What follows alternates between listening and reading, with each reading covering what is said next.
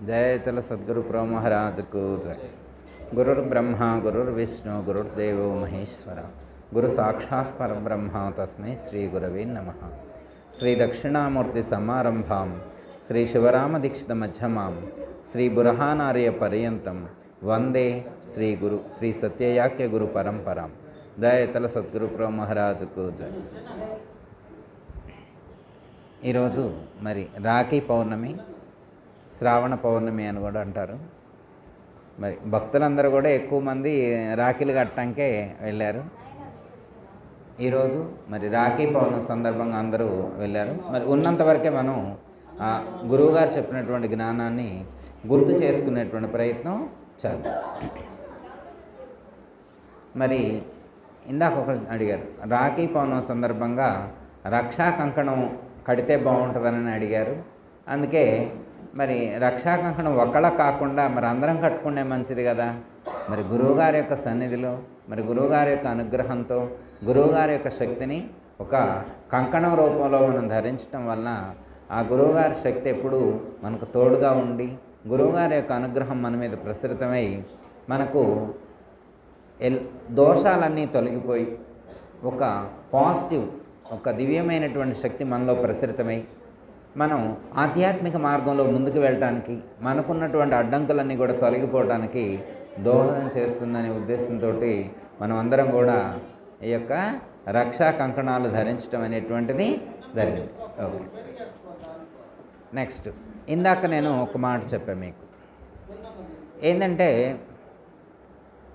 వరలక్ష్మి వ్రతం చేస్తారు శ్రావణ మాసంలో, శ్రావణ శుక్రవారం రోజున, రెండో శుక్రవారం అందరూ కూడా వరలక్ష్మి వ్రతం చేసుకుంటారు. ఉపదేశం తీసుకున్నా చేసుకుంటారు, ఉపదేశం తీసుకోకపోయినా చేసుకుంటారు. సరే, ఉపదేశం తీసుకున్న వాళ్ళు వాళ్ళ వాళ్ళ పద్ధతిలో ఎవరు మార్చుకుంటే చేర్పులు మార్పులు ఉండొచ్చు.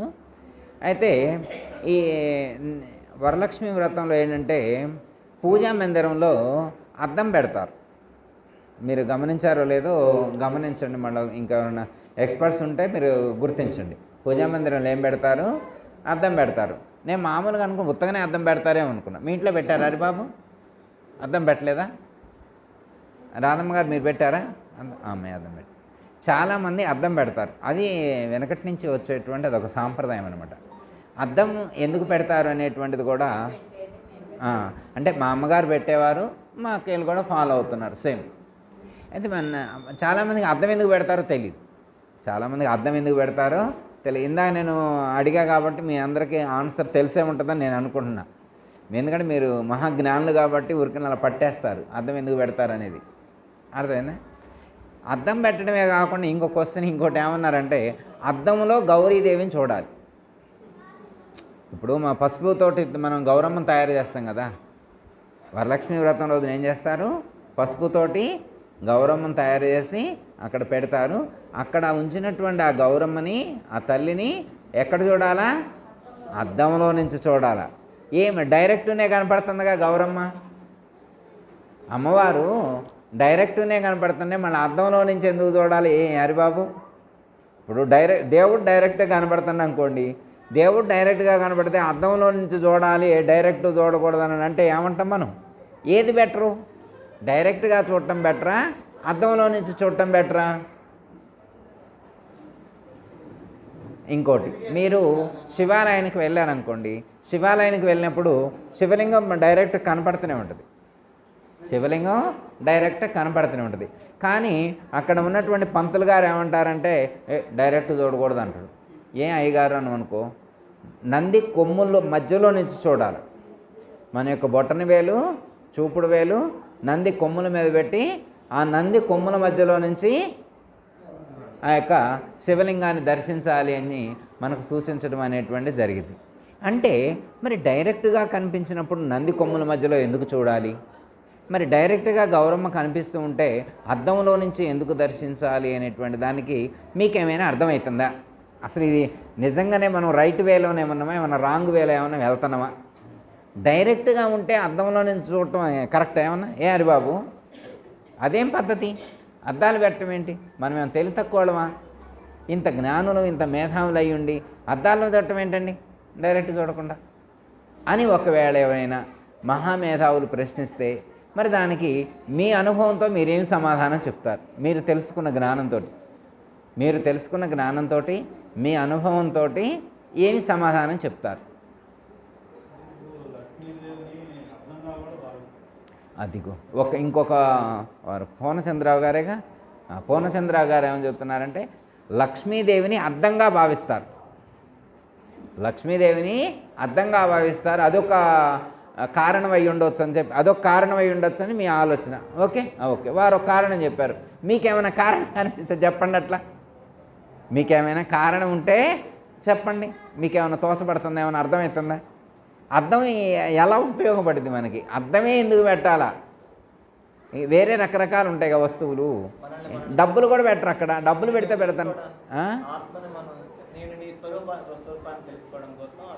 గౌరమ్మని పెట్టి అద్దంలో నుంచి గౌరమ్మని ఎందుకు చూడాలి అనేదానికి చెప్పు. స్వస్వరూపాన్ని చూడటానికి. మరి స్వస్వరూపాన్ని చూడటానికి అర్థం ఎందుకు? స్వస్వరూపాన్ని చూడటానికి అర్థం ఎందుకు? అర్థంతో పని ఏంటి? అది ఉపదేశ కాలంలో గురువుగారు చూపిస్తారు. అంతేనా? దాని అంతరార్థమే అర్థం పెట్టడం. అంతేనా? మంత్రపుష్పంలో చెప్పిన అంతరార్థానికి కూడా ఇది సరిపోతుంది, అర్థం పెట్టేది. ఓకే, అట్లా ఎవరి అనుభవాన్ని చెప్తే మనకి, మనం ఇన్ని సంవత్సరాలు ఉపదేశం తీసుకొని 25 ఏళ్ళు గట్ల మనం ఇంకా పైనేనా? మరి 25 పైన అయినప్పుడు మరి ఎంత ఎక్స్పీరియన్స్ ఉండాలి మనకి? మామూలా కొత్తగా వచ్చిన జూనియర్స్ అందరికీ దడదలు అడిగొద్దు. అర్థం చేస్తే వాళ్ళే స్టడీకి నిల్చొని కూర్చోవద్దు. ఓకే, సరే. ఎవరైనా ఎక్స్పీరియన్స్ ఏమన్నా చెప్తారా? రాధమ్మ గారు, నీ ఎక్స్పీరియన్స్ ఏంటి చెప్పు. వాళ్ళు చెప్పిన దానికి నువ్వు ఓటేస్తావు, నువ్వు సొంతం వేరే ఏం చెప్పు. ఓకే, గౌరీ నువ్వేమైనా చెప్తావా? అంతేనా? ఓకే. హేమలత నువ్వు కూడా వాళ్ళు చెప్పింది సొంతం చెప్పవా? వాళ్ళు చెప్పిందే ఎందుకు చెప్పాలి? మనం కూడా మన ఎక్స్పీరియన్స్ చెప్పొచ్చు కదా. ఒకళ్ళకే ఎందుకు ఓటేయాలా? మనం సొంతం కొత్తగా ఆలోచించితే పై వాళ్ళు ఆలోచించినట్లే మనం ఎందుకు ఆలోచించాలి? హరిబాబు, ఇప్పుడు ఒకళ్ళని ఎందుకు ఫాలో అవ్వాలంటే మనకు ఆ మాత్రం నాలెడ్జ్ లేదా? పక్కన వాళ్ళని ఫాలో అవ్వటం. ఓకే, ఒకే అర్థమైనప్పుడు ఆన్సర్ ఒకటే అయినప్పుడు అందరూ అదే చెప్పాలి. అర్థమైందా? ఎట్లా అంటే ఒక చోట ఎగ్జామ్ నడుస్తుంది, అర్థమైందే. అయితే ఆ ఎగ్జామ్ నడిచే కాడ ఒకడిని తెలివిగలవాడని అందరూ అనుకున్నారు. ఆయన మల్టిపుల్ చాయిస్లో ఏ అంటే అందరూ ఏ రాశారు, బి అంటే బి రాశారు, డి అంటే డి రాశారు. ఆయన ఫెయిల్ అయిండు, మిగతా వాళ్ళందరూ అంటే ఆయన ఫెయిల్ అయితే వీళ్ళు కూడా ఫెయిల్ అవుతారా ఏంటి?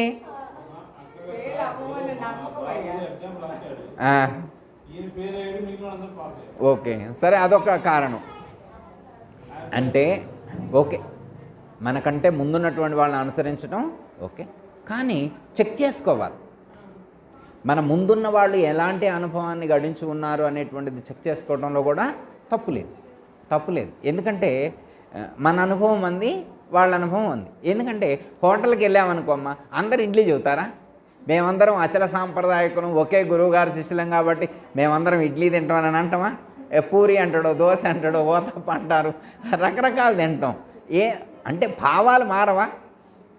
రుచులు మారినప్పుడు భావాలు కూడా మారచ్చు. ఆన్సర్ ఒకటే అయినప్పుడు ఆన్సర్ ఒకటే కూడా మనం చేయొచ్చు. ఓకే, నా అభిప్రాయం కూడా నేను చెప్తాను. ఒకటి మెయిన్ ఇంటెన్షన్ చెప్తా, ఉద్దేశాన్ని చెప్తా అనమాట. మీరెవరు అంటే అహం బ్రహ్మస్మి అంటాం. అహం బ్రహ్మస్మి అంటే బ్రహ్మమే నేను, నేనే బ్రహ్మం. మనం పరమాత్మ స్వరూపులం. మనకంటే భిన్నంగా పరమాత్మ వేరే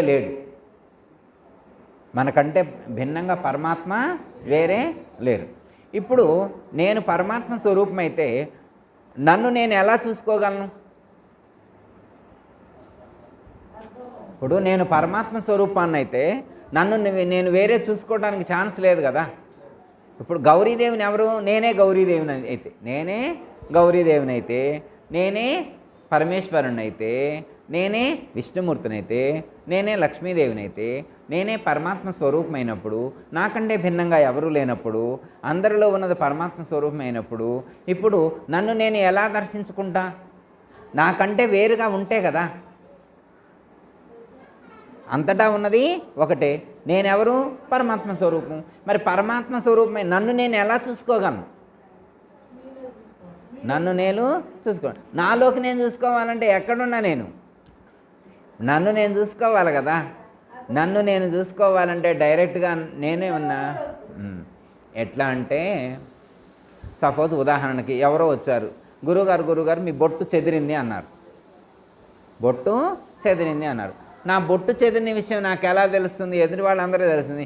నాది నాకు తెలియాలంటే ఎలా తెలుస్తుంది? నా బొట్టు చెదిరింది నాకు తెలుస్తుందా? ఎప్పుడు తెలుస్తుంది? అద్దం తెచ్చుకుంటేనే.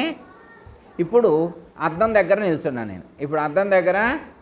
ఇప్పుడు అద్దంలో ఉన్నది ఎవరు? ఇప్పుడు నేను బయట ఉన్నానా, అద్దంలో ఉన్నానా? ఇప్పుడు నేను బయట ఉన్నానా, లోపల ఉన్నానా అంటే మన సమాధానం ఏం చెప్పాలి? ఏరు బాబు, పెద్ద అద్దం పెట్టారు, అద్దం దగ్గరికి వెళ్ళి నిల్చున్నా, నేను వెళ్ళా, నువ్వు ఇద్దరం వెళ్ళి నిల్చున్నావు. మన ఇద్దరం ఇప్పుడు అద్దంలో కనబడుతున్నాం. ఇప్పుడు మనం అద్దంలో ఉన్నామా, బయట ఉన్నామా? మనం అద్దంలో ఉన్నామా, బయట ఉన్నామా? అద్దంలో ఉన్నాం. అసలు అద్దంలో అయితే కనపడుతున్నాం, కానీ మనం బయట ఉన్నామా, అద్దంలో ఉన్నామా అంటే ఇప్పుడు సపోజ్ ఉదాహరణ నేను చెప్తా. ఓకే చాలా నాలెడ్జ్ సాయి, ఫాస్ట్గా చెప్పేస్తాను అనమాట. సాయి అయితే అక్కడ ఒక్క నిమిషం నేను చెప్తా. అయితే అక్కడ నేను కాసేపు నిల్చున్న తర్వాత అది ఫంక్షన్ హాల్లో తీసుకొచ్చారు, రెంట్కి తీసుకొచ్చారు అనమాట. అలా నేను తలకాయ దూకుంటుంటే అరిబాబు నేను అక్కడ నిల్చున్నాను, అద్దం తీసపోయారు. ఇప్పుడు అద్దం తీసపోతే మేము వెళ్తాం అద్దంలో. అదేంది ఇప్పుడు దాకా అద్దంలోనే ఉంటే ఇంకా ఇప్పుడు దాకా ఎక్కడున్నాం? అద్దంలో. ఇప్పుడు అద్దం తీసుకెళ్ళాను అనుకోండి, ఇప్పుడు అద్దంలో నేను ఉంటున్నా. అదేంది మరి ఇప్పుడు దాకా ఉన్నగా, మరి ఇప్పుడే ఆడికి పోయినా? మరి బయట ఉన్నా నేను అంటే ఇప్పుడు ఏమర్థమవుతుంది? అద్దం వెళ్ళిపోతే నేను కదలకుండా అక్కడే ఉంటే అద్దంలో నేను వెళ్ళట్లా అంటే ఏంటి అర్థం? నేను అద్దంలో లేను. అద్దంలో కనిపిస్తా అంతే. అద్దంలో ఎవరు కనిపిస్తారు? నా స్వరూపమే కనిపిస్తుంది, నేనే కనిపిస్తా. అద్దంలో ఎవరు కనిపిస్తారు? నేనే కనిపిస్తా. అయితే అద్దంలో నన్ను నేను ఎలా చూసుకున్నానో నా స్వరూపమైనటువంటి జ్యోతి స్వరూపం అని చెప్తారుగా. నీవు ఏ రూపంలో ఉన్నావంటే జ్యోతి స్వరూపం అన్నారు. నీవు ఏ రూపంలో ఉన్నావు? జ్యోతి స్వరూపంలో ఉన్నటువంటి నువ్వు నీకు ఎలా కనిపిస్తావంటే నాకు నేను కనిపించను. అద్దంలో మాత్రమే కనిపించినట్టుగా అద్దము అనేటువంటిది మనసుకు సంకేతం. అద్దం ఎలాంటిది? మనసు లాంటిది. అర్థమైందమ్మా? అద్దంలో నా శరీరాన్ని చూసుకున్నట్లుగా మనస్సు ద్వారా నా స్వరూపానుభూతిని పొందగలుగుతా. నా స్వరూపాన్ని నేను చూడగలను. మనసు యొక్క సహాయంతో నేనేం చేయగలను? నా ప్రతిబింబాన్ని, ఆత్మ యొక్క ప్రతిబింబాన్ని మనసు ద్వారా నేను దర్శించగలను. మనసు ద్వారా ఎలా దర్శించగలను అంటే ఎలాంటి మనసు ద్వారా? నిర్మలమైన దర్పణమందు మనల్ని మనం ఎలా దర్శించుకోగలుగుతామో అలాగే నిర్మలమైన అంతఃకరణమునందు, నిర్మలమైన మనస్సునందు నా యొక్క స్వరూపము నాకు ప్రకటితమవుతుంది. నిర్మలమైన మనసునందు మాత్రమే నా స్వరూపము నాకు ప్రకటితమవుతుంది. అందుకోసం అద్దాన్ని మనకు పూజామందిరంలో సూచించారన్నమాట. పూజామందిరంలో వరలక్ష్మి వ్రతం చేసేప్పుడు అద్దాన్ని ఎందుకు పెడతారు అంటే దైవాన్ని నువ్వు ఎప్పుడూ డైరెక్ట్గా దర్శించలేవు. ఎందుకంటే దైవం నీకంటే భిన్నంగా లేడు. కాబట్టి దైవాన్ని నీవు దర్శించాలి అంటే మనసు అనేటువంటిది ఒకటి ఆలంబనగా ఉండాలి. ఆ మనసుకు సంకేతమే అద్దం. అద్దంలో నుంచి చూడటం అంటే గౌరీదేవిని ఎలా చూడాలి అంటే అద్దం యొక్క సహాయంతో గౌరీదేవి యొక్క రూపాన్ని దర్శించినట్లుగా మనసు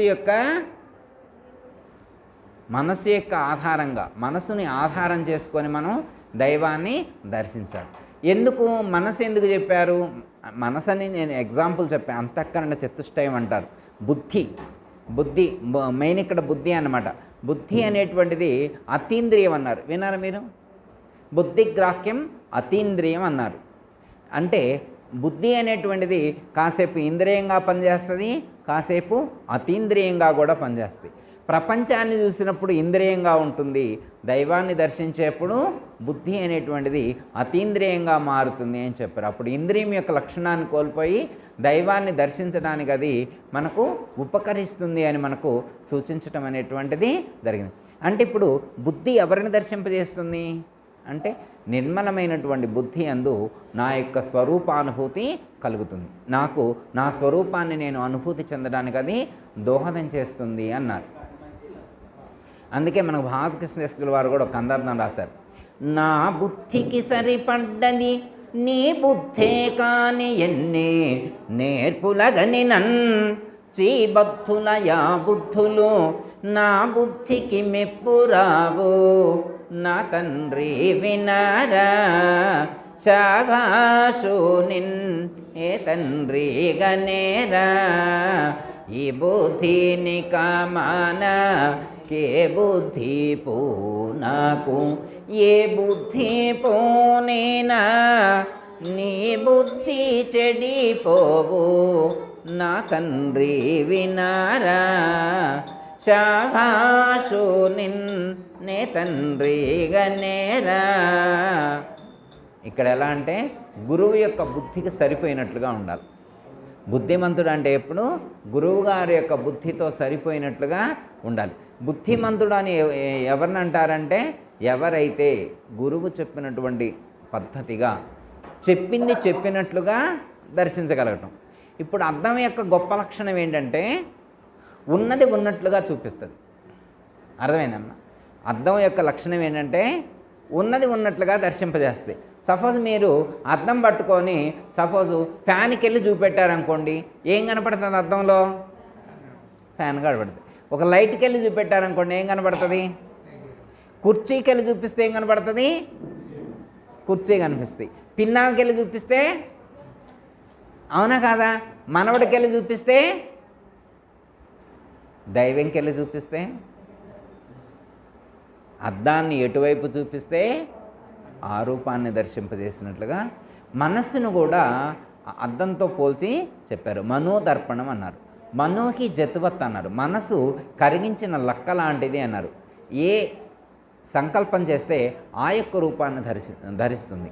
మనసు ఏ సంకల్పాన్ని చేస్తే ఆ యొక్క రూపాన్ని ధరిస్తుంది. మనసు ఇప్పుడు ఏ రూపాన్ని ధరించాలి అంటే పరమాత్మని గురించి ఆలోచిస్తే పరమాత్మ యొక్క రూపాన్ని ధరిస్తుంది. ఎవరిని గురించి ఆలోచిస్తే? పరమాత్మని గురించి ఆలోచిస్తే పరమాత్మ యొక్క స్వరూపాన్ని ధరిస్తుంది.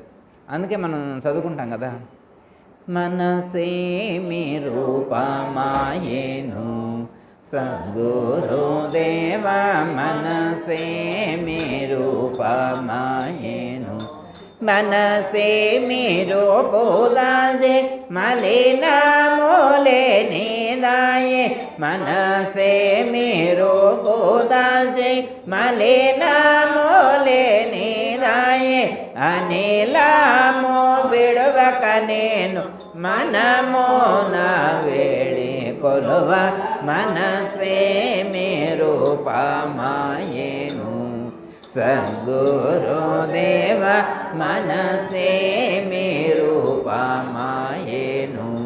ఇప్పుడు మనసు ఏ రూపమైంది? గురువు యొక్క రూపాన్ని ధరించింది. ఎందుకంటే మనసు ఏది ఆలోచిస్తే ఆ రూపాన్ని ధరిస్తుంది. మనం ఏం ఆలోచించాలా? గురువు గారికి వెళ్ళి చూపిస్తే గురు రూపాన్ని ధరిస్తుంది. మనసుకి సంకేతమే అద్దం. అద్దం ఎటువైపు తిప్పితే ఆ రూపాన్ని చూపెట్టినట్లుగా మనసు కూడా ఏ వస్తువుకి వెళ్ళి చూపిస్తే ఆ వస్తువు కనిపించినట్లుగా ఆ వస్తువు రూపాన్ని ధరించినట్లుగా ఇక్కడ మంత్రమా లేదా గురువుగారు చెప్పినటువంటి జ్ఞానం వైపా మీరు ఎటువైపు మరల్చితే ఆ యొక్క రూపాన్ని ధరించి ఆ స్వరూపాన్ని పొందుతుంది అని మనకు చెప్పడం అనేటువంటిది. మనసే మీ రూపు దాల్చి మలినాము లేనిదాయే. మనసు ఎప్పుడైతే ఆ యొక్క జ్ఞానస్వరూపమైనటువంటి గురు స్వరూపాన్ని ధరిస్తుందో అప్పుడు తనకున్నటువంటి మలినాలన్నింటినీ కోల్పోయి ఆ యొక్క గురుస్వరూపాన్ని ధరిస్తుంది అని ఇక్కడ మనకు సూచించడం అనేటువంటిది అర్థమైంది కమ్మా. మనల్ని మనం చూసుకోవడానికి అవకాశం లేదు కాబట్టి అద్దాన్ని సూచించడం అనేటువంటిది జరిగింది. అద్దం అనేటువంటిది మనసుకు సంకేతం. నాయన గారు కూడా ఒక పాట రాశారు, పాటలో రాశారు, అద్దంబులో చూడ అర్ధంబుగా నుండు వెంకటేశ్వర ప్రభు అని రాశారు. అద్దంలో చూస్తే అర్థం అవుతాడు, అద్దంలో చూస్తే అర్థం అవుతుంది. అంటే మనస్సుతో ఆలోచించి చూస్తే స్వరూపానుభూతి కలుగుతుంది అని మనకు సూచించడం అనేటువంటిది. ఓకే, అర్థమైంది కమ్మా. ఇప్పుడు ఆ యొక్క పరమాత్మ యొక్క స్వరూపాన్ని దర్శించడానికి మనసు అనేటువంటిది ఉపకరిస్తుంది, లేదా బుద్ధి అనేటువంటిది ఉపకరిస్తుంది. బుద్ధి యొక్క సహాయంతో దర్శించాలి తప్ప బుద్ధి యొక్క సహాయం లేకుండా దర్శించడానికి అవకాశం లేదు. ఓకే, ఎందుకంటే మనం ఉన్నామనుకోండి, మనస్సే ఉందనుకోండి, ఒకవైపు ఎవరున్నారు? నేనున్నా. ఒకవైపు ఎవరున్నారు? నేనున్నా. ఇంకొక వైపు ఎవరున్నారు? దేవుడు ఉన్నారు. దేవుడు ఉన్నాడు అనుకోండి. ఇంకొక వైపు ఎవరున్నారు? దేవుడు. నేను ఇటువైపు ఉన్నా. ఇప్పుడు నేను దైవాన్ని చూడాలంటే డైరెక్ట్గా చూడవచ్చు. అసలైతే జనరల్గా అటువైపు దేవుడు ఉన్నాడు, నేను ఇటువైపు నేనున్నా. అటువైపు దేవుడు ఉన్నాడు, ఇటువైపు నేనున్నా అనుకోమ్మా. నేను డైరెక్ట్ చూడొచ్చా లేదా? దేవుని. ఇప్పుడు హనుమంత్ రెడ్డి గారు ఉన్నారు, నాకు కనిపిస్తారా లేదా? ఇప్పుడు వశిష్ఠ ఉన్నాడు, కనిపిస్తాడా లేదా? మరి చిన్నారావు గారు ఉన్నారు, కనిపిస్తారా లేదా? అంటే వారు అట్టున్నారు, నేను ఇట్టున్నా, కాబట్టి కనిపిస్తా. నాకంటే వేరుగా ఉన్నప్పుడు నేను చూడగలుగుతా. ఇప్పుడు హేమలత కనిపిస్తుంది, హరిబాబు కనిపిస్తున్నాడు, సాయికృష్ణ కనబడుతున్నాడు, విజయలక్ష్మి గారు కనబడుతున్నారు, పద్మా గారు కనబడుతున్నారు, పరమేశ్వర రెడ్డి గారు నాకు కనబడుతున్నారు. ఎందుకంటే నాకంటే వేరుగా ఉంటే నేను చూడగలుగుతా. ఓకే, ఇది అర్థమైంది కదా. దేవుణ్ణి చూడాలంటే నాకంటే వేరుగా ఉంటే దేవుణ్ణి నేను చూడగలను. ఇందులో ఏమాత్రం ఇబ్బంది లేదు కదా. ఎదుటి వాళ్ళని చూసా, తర్వాత నన్ను నేను చూసుకోవాలనుకున్నా అనుకోండి, మిమ్మల్ని చూస్తే మీరు కనపడుతున్నారు, మిమ్మల్ని చూస్తే మీరు కనపడుతున్నారు. కానీ నన్ను నేను చూసుకోవాలంటే నాకు నేను కనిపిస్తున్నాను. నా చెవులు ఏమైనా కనపడుతున్నాయా నాకు? అంటే మీరంటే జ్ఞానులు కాబట్టి మీ చెవులు మీరు చూసుకోగలరు. మరి నా చెవి ముందుకు రావట్లా, చూద్దామంటే ఎంత చూద్దామన్నా రావట్లా. ముక్కు అసలు కదలను కూడా కదలట్లా. నా ముక్కు నేను చూసుకుందాం అనుకుంటే గట్టి గుంజితే రావట్లేదు. కొన్ని హెయిర్ స్టైల్ ఏమైనా పొడుగుంటే ఇట్లా గుంజుకొని చూడొచ్చు, శాంతిస్వరూప్ గారు పెంచుకున్నట్టు మనం పెంచుకుంటే. కానీ నాకు మొత్తం ఓడిపోయి కొంచెం కొంచెం అని ఏడ కనపడాయి, కనపడం. అంటే మరి నా ముఖాన్ని నేను ఎలా, మీ అందరి ముఖాలు నాకు కనిపిస్తున్నాయి, అలాగే నేను కూడా నా ముఖాన్ని నేను చూసుకోవాలనుకున్నా. ఎలా చూసుకోగలను? నా ముఖం నాకు కనపడాలంటే కనపడదు. ఎట్లా కనపట్టలేదని అప్పుడు గౌరీ ఎమ్మటే అద్దం తీసుకొచ్చి చూసుకోండి అన్నది. ఎమ్మటే అర్థమైందా? అంటే నన్ను నేను చూసుకోవాలంటే అద్దం యొక్క సహాయం తీసుకున్నట్లుగా, అలాగే నా స్వరూపాన్ని నేను దర్శించడానికి మనసు అనేటువంటిది ఆలంబనగా ఉంటుంది. అయితే మనసు ఉంటేనే నేనుంటాను కాదు, జస్ట్ ఒక అనుభూతి కలగడానికి, నన్ను నేను చూసుకోవడానికి మాత్రమే ఉపకరిస్తుంది తప్ప మనసుకి నాకు అసలు సంబంధమే లేదు, అద్దానికి నాకు సంబంధమే లేదు. అద్దం ఉన్నా నేనుంటా, అద్దం లేకపోయినా నేనుంటా. అద్దం ఉంటేనే నేనుంటానా? అయ్యా మీరు అద్దం ఉంచండి, అద్దం లేకపోతే నేనుండలేను, అద్దం లేకపోతే నేనుండలేను, నేను అద్దంలోనే ఉంటానని అంటానా? నేను అద్దం లోపల ఉన్నానా? నేను అద్దం బయట ఉన్నా. అద్దం ఉన్నా ఉంటా, అద్దం లేకపోయినా నేనుంటా. మనసు ఉన్నా ఉంటా, మనసు లేకపోయినా ఉంటా. ఇప్పుడు ఒకవేళ మనందరం కూడా ఆశ్రమంలోకి వచ్చేప్పుడు గురుగారు, అయ్యా వస్తా మీ మనసులన్నీ తీసి ఆ బుట్టలో వేసిరా అన్నారు. మీరందరూ కూడా వస్తా మీ మనసులన్నీ కూడా తీసుకెళ్ళి అందులో వేసిరా అని అన్నారు. ఇప్పుడు మీరు మనసులన్నీ అందులో వేసి వచ్చారు. ఎక్కడ? గంప పెట్టారు. ఆడ గంపలో వేసి వచ్చారు. మీ మనసులన్నీ గంపలో వేసి వచ్చారు. మీరు వచ్చి ఇక్కడ కూర్చున్నారు. ఇప్పుడు మీరు మనసు లేకుండా, మీ మనసులు లేకుండా, నిజంగానే జోక్ కాదు గౌరీ, ఈసారి ఒకసారి మనసులన్నీ అక్కడ వేసి వద్దాం, వచ్చాడు కూర్చుందాం. ఇప్పుడు మీ మనసు లేకుండా మీరు వచ్చారు, ఏమి గ్రహించగలుగుతారు? అంటే మనసు లేకుండా వస్తే గురువుగారు పీఠం కనపడదా మీకు? కనపడుతుందా? కనపడదా? మనసు లేకుండా మీరు గురుపీఠాన్ని చూడగలరా మహి గౌరీ?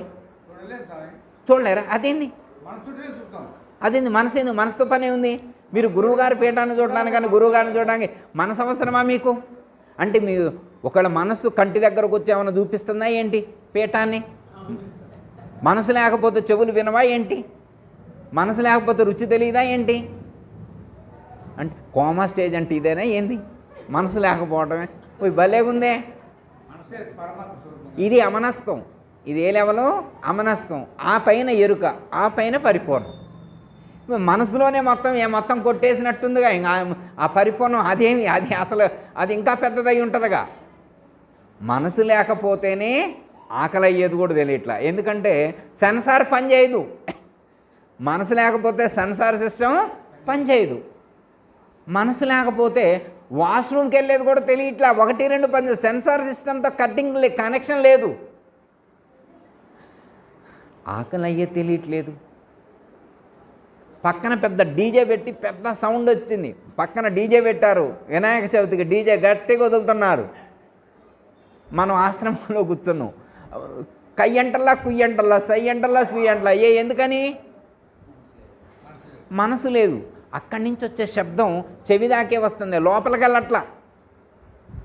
చెవిదాకే వస్తుంది కానీ లోపలికి. చంద్రశేఖర్ గారు, డీజే లోపలికి రాదా మనసు లేకపోతే? అదేంది? ఓయ్ దీపావళి పండగకి జిగిల్ మంచి కొత్త స్విచ్బుడ్లు వెలిగించారు. మా బావగారు స్విచ్బుడ్లు బాగా వెలిగిస్తారు. అందరూ 10 వరుసగా పెట్టి అందరు వరుస నిల్చొని టక్క పెద్ద లైటింగ్ వచ్చింది. మనం ఆశ్రమంలో ఉన్నాం, అటు చూడట్లా, అందరూ క్లాప్స్ కొడుతున్నారు, మనం చూడట్లా. ఎందుకంటే మనసు ఆడు పెట్టొచ్చినాం కదా, మనం చూడట్లా. ఎందుకని చూడట్లేదు అంటే కన్ను ఆర్గాను లైటింగ్ని రిసీవ్ చేసుకోవట్లా, కంటి దాకే వస్తుంది, లోపలికి రిసీవ్ చేసుకునేటువంటి రిసీవర్ మనసు పని చేయట్లా. అట్లా పని చేయకుండా ఉంటుందా? అంటే మనసు ఆగిపోతే మొత్తం ప్రపంచం ఆగిపోతే అయింది.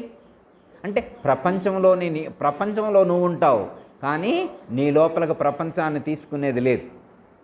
ఈ ప్రపంచం మొత్తాన్ని నీలోకి తీసుకునేది ఎవరు? ట్రాన్స్ఫర్ చేసేది ఎవరు? మనసు.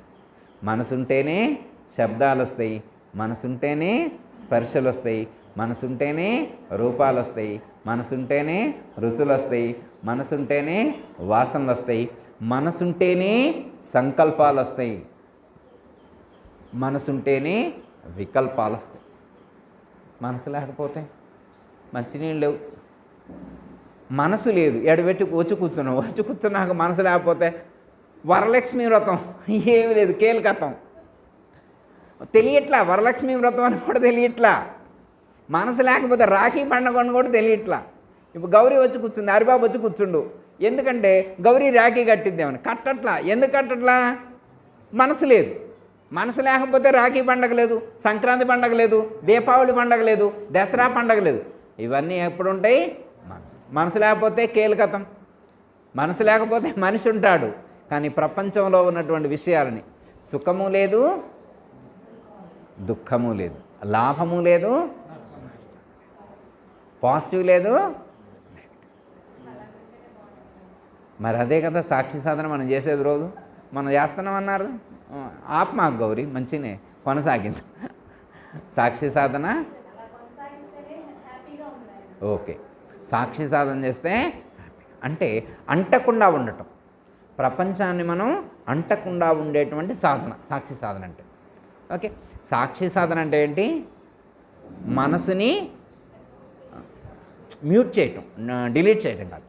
డిలీట్ చేయకూడదు. మనసుని డిలీట్ చేస్తే హిమాలయాలకు వెళ్ళొచ్చు, హిమాలయాలకు వెళ్ళి చేయాలి డిలీట్.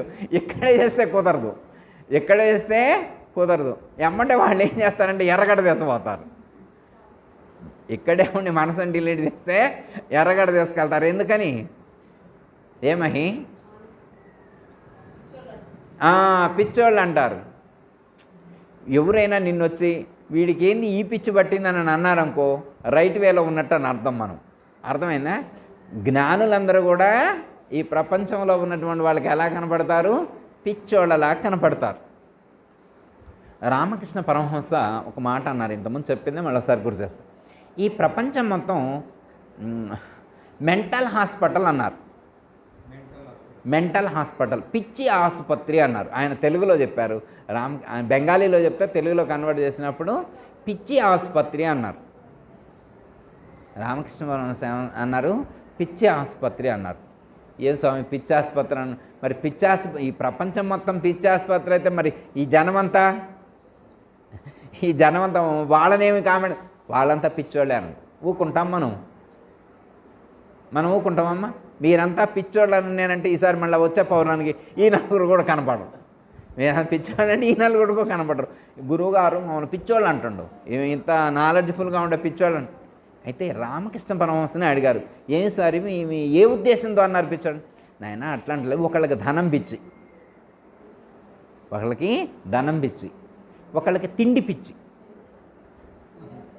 ఒకళ్ళకి నగల పిచ్చి, ఒకళ్ళకి బంగారం పిచ్చి, ఒకళ్ళకి వ్యవసాయం పిచ్చి, ఒకళ్ళకి పేకాట పిచ్చి, ఒకళ్ళకి డ్రింకింగ్ పిచ్చి. ఈ లోకంలో ఎవరికి ఉండే పిచ్చి వాళ్ళకు ఉంది, అందరు పిచ్చోళ్ళే.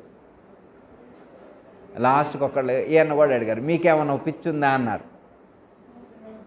నాకు అమ్మవారంటే పిచ్చి అన్నాడు. నాది అమ్మవారి పిచ్చిలే అన్నాడు. అమ్మయ్య, మనం అట్లాంటి పిచ్చి ఏమైనా ఎక్కించుకున్నావా? మనకి గురువు గారి పిచ్చి, మనకి ఏదంటే పిచ్చి, ఏదంటే పిచ్చి అంటే ఇక్కడ ఇష్టం అని అర్థం. రామకృష్ణ వారు చెప్పినటువంటి లాంగ్వేజ్లో ఏమర్థం? ఇష్టం అని అర్థం. అర్థమైందమ్మా? అమ్మవారంటే వారికి ఇష్టం, మనకి గురువు గారంటే ఇష్టం. అలాంటి భావనతో జీవించేటువంటి ప్రయత్నం చేయాలి. మనసు లేకపోతే ప్రపంచం మాయమైపోతుంది. మనసు లేకపోతే ఏమవుతుంది? నువ్వుంటావు, ప్రపంచంతో ఉన్న రిలేషన్స్ కట్ అయిపోతాయి. మనసే మాయ, మనసే మాయ. మన ఏవ మనుష్యాణం కారణం బంధమోక్షయోహో అని చెప్పింది అదే అనమాట. మన యొక్క బంధానికి కానీ, మన యొక్క సుఖానికి కానీ, మన యొక్క దుఃఖానికి కానీ, మన యొక్క మోక్షానికి కూడా కారణభూతమైనటువంటిది మనసే. మనసును నువ్వు వినియోగించుకునేటువంటి దాని మీద ఆధారపడి ఉంటుంది. దాన్ని సరిగ్గా వినియోగించుకుంటే మోక్షాన్ని పొందొచ్చు. సరిగ్గా వినియోగించుకోవడం రాకపోతే అనేకమైనటువంటి జన్మలకు విసిరిపడేస్తుంది అన్నమాట. కాబట్టి చాలా జాగ్రత్తగా దాన్ని హ్యాండిల్ చేయాలా, జాగ్రత్తగా డీల్ చేసేటువంటి ప్రయత్నం చేయాలి. ఆ మనసు సంకేతమే వరలక్ష్మి వ్రతంలో పూజా మందిరంలో పెట్టినటువంటి దర్పణం, అద్దం. అర్థమైందమ్మా? ఆ అద్దం అమ్మవారి స్వరూపం. అద్దం ఎవరి స్వరూపం? అమ్మవారి స్వరూపం. అమ్మవారు అంటే ఎవరు? మూల ప్రకృతి, జగన్మాత. అర్థమైందమ్మా? జగన్మాత యొక్క అనుగ్రహంతో ఆ యొక్క దైవాన్ని మనం దర్శించగలుగుతాము. ప్రకృతి యొక్క సహాయం లేకుండా, దేహం యొక్క ఆధారం లేకుండా దేహిని దర్శించలేం. అంటే మీరు జ్ఞానులు కాబట్టి శరీరాలు ఇక్కడ విడిచిపెట్టి కూడా మీ స్వరూపాన్ని మీరు దర్శించుకోగలరని నేను అనుకుంటున్నా. అమ్మ, ఇప్పుడు మనసు అన్న దేహం అన్న ఒకటే అన్నమాట. రెండు కూడా ఇంద్రియాలే, ఇంద్రియాలు సంబంధించినవి. ఇప్పుడు శరీరాన్ని మనసుని రెండింటిని విడిచిపెట్టారనుకో, ఏమలత మనకున్నాయి కదా. చంద్రశేఖర్ గారు శరీరాన్ని మనసుని ఈ రెండింటిని విడిచిపెట్టి ఎక్కడే విడిచిపెట్టి మహి ఒకసారి శరీరాన్ని మనసుని ఈ రెండింటిని ఇక్కడే విడిచిపెట్టి ఒక్కసారి షాపూర్ వెళ్ళొద్దాం. రెండు ఇక్కడ విడిచిపెట్టి షాపూర్ వెళ్ళొద్దాం. ఈ వీరున్నారే దుర్గా గారు చట్నీల షాప్ ఉందంట, వాళ్ళ దగ్గర వెళ్ళి చింతకాయ చట్నీ తెచ్చుకుందాం, టమోటా చట్నీ తెచ్చుకుందాం. ఓకే, డన్నా? శరీరాన్ని ఇక్కడే పెట్టాలా, మనసుని ఇక్కడే పెట్టాలా? వెళ్దాం పదండి. చంద్రశేఖర్ గారు, నేను ఆ సాధన చేసుకున్నాను, నేను వెళ్ళగలను. మరి ఎట్లా వెళ్తారో నాకేం తెలుసు. మీరు శరీరాన్ని మనసును విడిచిపెట్టిన తర్వాత అక్కడికి వెళ్ళిన తర్వాత వారు టేస్ట్ చేపిస్తారన్నమాట. కొంచెం రైస్ తీసుకొచ్చి మరి చట్నీ ఎలా టేస్ట్ చేస్తారు ఆడికి వెళ్ళి?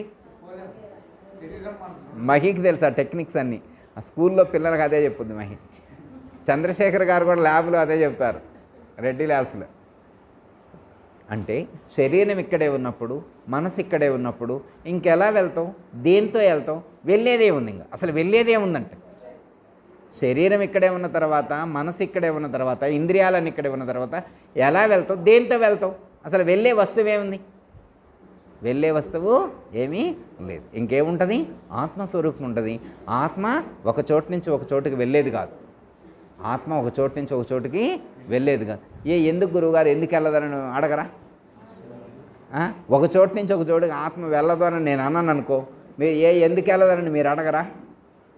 అడగాలగా. ఎందుకు వెళ్ళదు గురువుగారు, దానికి ఏమైనా మోకాళ్ళ నొప్పులు అని అనాలా వద్దా? గౌరీ, మోకాళ్ళ నొప్పులు అయితే ఆయన ఏంటి అర్థం? హరిబాబు, శరీరము మనసు లేకపోతే ఆత్మ ఉంటుంది కదా, ఆత్మ వెళ్ళాలని కదా. ఆత్మ వెళ్ళదు అని అనుకో, దానికి ఏమైనా నడువు నొప్పా?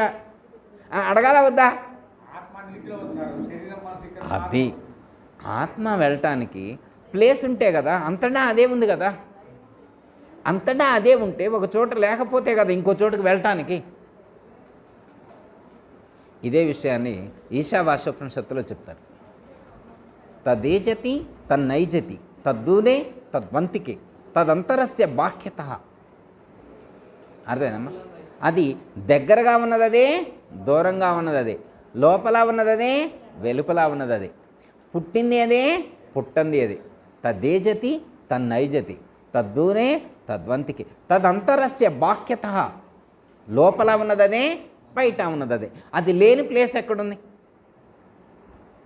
ఇక వెళ్ళటం లేదు ఆడ. ఇక వెళ్ళటం అనేది లేదు. ఇక వెళ్ళటం లేదు, రావటం లేదు, పోవటం లేదు. ఇక అంతటా అదే ఉంటుంది. ఇది అర్థం కావడానికి ఎంతమంది కూడా ఎగ్జాంపుల్ చెప్పి, అదొక్క ఎగ్జాంపుల్ చెప్పిన తర్వాత వారు అడిగిన ప్రశ్నకు 2 మాటలు చెప్పి కంక్లూషన్, తర్వాత రెడ్డి గారు చెప్తారు. ఓకే, నక్క ఎగ్జాంపుల్ పాతదే. నక్క భూదేవి దగ్గర 100 వరహాలు అప్పు తీసుకుందట. ఎన్ని వరహాలు అరి బాబు? 100. నక్క అంటే తెలివిగలదు, జిత్తులు మారి అంటారు, జిత్తులు మారాను. మరి అది తెలివిగలదు. అదేమనుకుందంటే ఎట్లయినా భూదేవికి అప్పు ఎగ్గొట్టాలనుకుంది. భూదేవికి అప్పు ఎగ్గొట్టాలని ఉంది. ఇక తెల్లారుదామని లేచింది. ఎన్నింటికి? తెల్లారుదామన 4ంటికి వేసుకోండి, 4ంటికి లేచింది. ఇక ఉరకడం మొదలుపెట్టింది. ఇప్పుడు భూదేవికి అప్పు ఇవ్వకుండా తప్పించుకోవడం కోసం ఎక్కడ ఉరుకుతుంది అది? అదేంది మరి తప్పించుకోగలదా అది? అంటే ఇంతకుముందు ఉరికిన ప్లేస్లో భూమి ఏముంది, ఉరుకుతున్న ప్లేస్లో భూమి ఉంది, ఉరకాల్సిన ప్లేస్లో కూడా కదా. అంటే ఏంటర్థం? నువ్వు పుట్టకముందు ఉన్నది, పుట్టిన తర్వాత ఉంది, గిట్టిన తర్వాత ఉంటుంది. ఏముంటుంది? కదలకుండా ఎల్లప్పుడూ ఒకే విధంగా ఆత్మస్వరూపం నిండి నిబిడీకృతమై ఉన్నది అనేటువంటి జ్ఞానాన్ని మనకు కలిగించడం కోసం ఈశావాస్యోపనిషత్తులో ఈ యొక్క భావాన్ని సూచించడం అనేటువంటిది జరిగింది. ఓకే, సరే. ఇంతకీ ఆ చెప్పబడేటువంటి ఆ చైతన్యం ఏదైతే ఉన్నదో అది మనలో ఎక్కడుంది, మనలో ఎక్కడుంది అని చెప్తే ఏం చెప్తాం? మనలో గురువుగారు ఉంటే ఎక్కడ ఉండను, మనలో ఉంటాడు. మనలో ఉంటుందా? అది మనలో ఉంటుందా? అరే బాబు, ఆ చైతన్యము అనేటువంటిది, ఆ వెలుగు, జ్యోతి, ఆత్మస్వరూపం మనలో ఉందా? అమ్మయ్య, అందరిలో ఉందా? నాలో ఉంది, అందరు. ఇప్పుడు నాలో ఎక్కడుంది అంటే నేనేం చెప్పాలి? నా శరీరంలో ఆ స్వరూపం, పరమాత్మ యొక్క స్వరూపం ఎక్కడుంది అంటే నేను స్థానం ఏదైనా చెప్పండి అంటే ఏ స్థానంలో ఉందని చెప్పాలి. ఎరుక యొక్క స్థాన, స్వరూప, స్వభావ చెప్తారు కదా. చెప్పినప్పుడు నేను ఎరుకంటే నేనే కదా, ఎరిగేవాడినే కదా. నేను ఎరిగేవాడినే కదా. నేను ఎరకలోని అంటే ఎవరో కాదు, నేనే ఎరకలోని, ఎరిగేవాడిని. ఎక్కడున్నా అంటే ఏమని చెప్తాం? ఒక ఎగ్జాంపుల్ చూద్దాం. భాగవత కృష్ణదేశకుల వారు అడ్రస్ పాయింట్అవుట్ చేశారు. ఇందాక పద్మకే కూడా చెప్పింది మంత్రపుష్పం అని. తొర్రలు 9 గల మేన్మర్రికి ఒకరింటిలోన మర్రలు 4 ఎర్రది, తెల్లది, నల్లది, కర్రిది దానాగ్రమందు కలదొక్క తోటు అది ఏదో కానే పులుగుండే చోటు కుర్ర గురు బోధానే గొడ్డాలి చేబూని మర్రి పులుగులారెంటి మలచి కొట్టరా పోని కలదొక్క తోటు అది ఎరు కానే పులుగుండే చోటు. అమ్మయ్య, ఒక క్లారిటీ వచ్చిందిగా. మనం సొంతం చెప్పుకోకూడదు, ఏదైనా కానీ సొంతం చెప్పుకూడదు. శాస్త్రంలో పెద్దలు ఏం సూచించారో అది. వన్నియలు 5 ఒక చోటను, వన్నియలు 5 ఒక చోటను పన్నుగా కలసినది హృదయ పద్మం వనుచున్, పన్నుగా కలిసినది హృదయ పద్మం వనుచున్ ఎన్నుదురు జనులు ఎరుకందున్నాదని శృతులు బల్కుచున్నావి సుమ్మి, తెలుసుటే మోక్షం అన్నావి సుమ్మి. శృతులు అంటే తెలుసుగమ్మా ఏంటయ్యి? మొన్న ఫోన్లో ఆన్ చేస్తే కనపడుతున్నాయి తెల్లగా నల్లగా, అయ్యానా శృతులు అంటే ఏంటి? ఏ హరిబాబు, శృతులు అంటే ఉపనిషత్తులు. చిన్నారావు గారి ఎక్స్పీరియన్స్ అనమాట. శృతులు అంటే ఏంటి? ఉపనిషత్తులు. ఉపనిషత్తులో చెప్పారంట. ఏమని చెప్పారు? వన్నియలు ఐదొక చోటను పన్నుగా కలిసినది హృదయ పద్మం మనుచుండు. హృదయ పద్మము అంటే 5 రంగులు కలిసిన చోటు. హృదయ పద్మం అంటే 5 రంగులు కలిసిన చోటు. ఆ 5 రంగులు కలిసినటువంటి చోట్లోనే ఎరుకున్నదట. ఏమున్నది? ఎరుక ఉన్నదని చెప్పి నేను చెప్పట్లా, శృతులు చెబుతున్నాయి. తెలుసుటే మోక్షం అన్నా విసుమి. ఆ ఉపనిషత్తుల్లో దాన్ని తెలుసుకుంటే చాలు మోక్షం అన్నాయి. దాన్ని తెలుసుకుంటే చాలు మోక్షం అని చెప్పి శృతుల్లో చెప్పారు. కానీ మన పరిపూర్ణ సాంప్రదాయంలో ఒప్పుకోవాలి, అంతటితో సరిపోదన్నారు. అర్థం. ఇప్పుడు ఎరుక ఎక్కడ ఉంటుందో మనకు అర్థమైంది కదా, 5 రంగులు కలిసిన చోట. ఇప్పుడు ఏందా? ఎర్రది, తెల్లది, నల్లది, కర్రిది దానాగ్రమందు కలదొక్క చోటు. కలదొక్క తూటు. తూటు అంటే ఏంటి? ఏ హరిబాబు, తూటు అంటే ఏంటి? ఏంటిది? రంధ్రం. అమ్మయ్య, వశిష్ఠ చెప్పిండు. తూట అంటే ఏంటంటే రంధ్రం. తోట కాదు ఇక్కడ. తోట అంటే ఏంటి? బుల్లెట్. 6 అడుగులు బుల్లెట్ అంట, అది కాదు ఇక్కడ. ఇక్కడ తోట కాదు, తూటు అంటే రంధ్రం, సూది రంధ్రం అంతా. అయితే నీవార శుకవత్తన్వి పీతాభాస్పత్యనూపం అన్నారు. ఇక్కడ చెప్పినటువంటి రంధ్రం ఎంత ఉంటుంది అన్నారు. మళ్ళీ రంధ్రం సైజ్ చెప్పారు. మళ్ళీ మనకు కన్ఫ్యూజు. ఏమండి, అంగుళం ఉంటుందా, 2 అంగుళాలు ఉంటుందా, 3 అంగుళాలు, రకరకాలు ఉంటుంది. వేదంలోనే చెప్పారు. వేదంలో నీవార శూకవత్తన్వి పీతాభాస్పత్యనూపమ. వరిగింజ యొక్క మొన ఎంత సూక్ష్మమైనటువంటి ప్రమాణంలో ఉంటుందో, వరిగింజ యొక్క మొన ఎంత సూక్ష్మమైనటువంటి ప్రమాణంలో ఉంటుందో అంత సూక్ష్మ ప్రమాణంలో మనలో 5 రంగులు కలిసిన చోట రంధ్రం ఉందంట. ఆ రంధ్రంలో ఉందంట ఎరుక. ఎంత క్లారిటీ చెప్పారు! వేదంలో చెప్పిందే ఉపనిషత్తులో చెప్పారు. ఉపనిషత్తుల్లో చెప్పిందే భాగవత కృష్ణదేశకుల వారు ఖండార్థాల రూపంలో చెప్పారు. దాన్నే మన గురువుగారు అర్థమయ్యేట్టు విడమరిసి విమర్శించి సూచించారు. అర్థమైందిగా? ఎరుక ఆడుంటుందంటే నేత్రస్థానంలో ఉంటుందని చెప్పారు. ఇక అదే కదా చెప్పింది. ఎక్కడుంటుంది? నేత్రస్థానంలో ఉంటుంది అని చెప్పారు. దాన్ని మనకి భ్రూమధ్య స్థానం అని చెప్పారు. మనం మర్చిపోతామేమోనని రోజు బొట్టు పెట్టుకోవాలన్నారు. రోజు బొట్టు పెట్టు, ఇక మర్చిపోం కదా. రోజు లేవంలోనే బొట్టు పెడతాం. ఏందమ్మా బొట్టు ఏడ పెడతాం అనుకో, ఏం తెలియదు, ఏడ పెడతా. ఇంకా మనలాంటి తెలిసినోడంటే బొట్టు పెట్టుకునేప్పుడు నేను ఇక్కడే ఉన్నా అని బొట్టు పెట్టుకోవడం. నేను ఇక్కడే ఉన్నా అని. నిజంగా మనం నువ్వు అక్కడున్నవా? అక్కడున్నవంటే నా యొక్క స్వస్థానం సహస్రారం. నా యొక్క స్వస్థానం ఎక్కడ? సహస్రారం. సహస్రార చక్రంలో ఉన్నటువంటి నేను భ్రూమధ్య స్థానంలో రిఫ్లెక్ట్ అయి ప్రకటితమవుతున్నా. అర్థం అది. రిఫ్లెక్ట్ అయ్యేటువంటి అర్థం ఏదైతే ఉన్నదో జీవుడంటే అది. అర్థమైందా? సహస్రారంలో ఉన్నటువంటి నా యొక్క ప్రతిబింబమే నేత్రస్థానమనందు ప్రకటితమవుతుంది. నేను నిజంగా ఉన్నది ఎక్కడ? సహస్రారంలో. ఇది అర్థమైంది. ఒక క్లారిటీ వచ్చింది. సహస్రారంలో ఉన్నా అనేది అర్థమైంది. శాస్త్రంలో చెప్పినటువంటి గురుస్వరూపం అదే అన్నమాట. గురుస్వరూపము అదే. మన బుర్హాన్ గారు ఒక తత్వం రాశారుగా అమ్మ. గురుస్వరూపము తెలియ తరమాయినాలోన హరిహారాదులకైనాను సద్గురు లేక హరిహారాదులకైనాను గురుస్వరూపము తెలియ తరమాయినాలోన హరిహారాదులకైనాను సద్గురు లేక హరిహారాదులకైనాను. అమ్మాయి ఒక క్లారిటీ వచ్చింది. గురువు యొక్క స్వరూపాన్ని తెలుసుకోవడం హరిహనాదులకు కూడా సాధ్యం కాదు. ఎప్పుడు? గురువు లేకపోతే.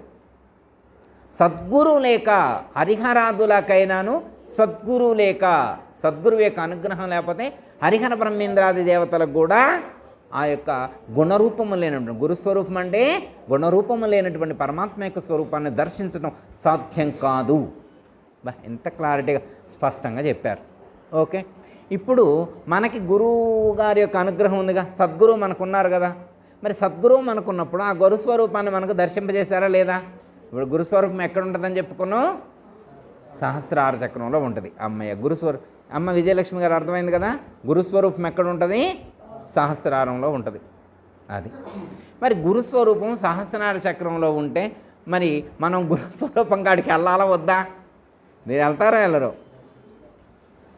ఎందుకు వెళ్ళాలి అంటే, మనం ఎందుకు వెళ్ళాలి? గురుస్వరూపాన్ని ఎందుకు దర్శించాలి? దాని సమీపంలో సన్నిధిలో ఉండాలి అని చెప్పారు. నాయనగారు రాశారు కదా, మనం ఎప్పుడూ చదువుతాం కదా, ధ్యానముగా వించేదా మద్గురు పాద నీరాజనములు వేడేదా సాన్నిధ్య మాత్రాన సకల వేదన బాపు సమర్థ్యయుక్తమో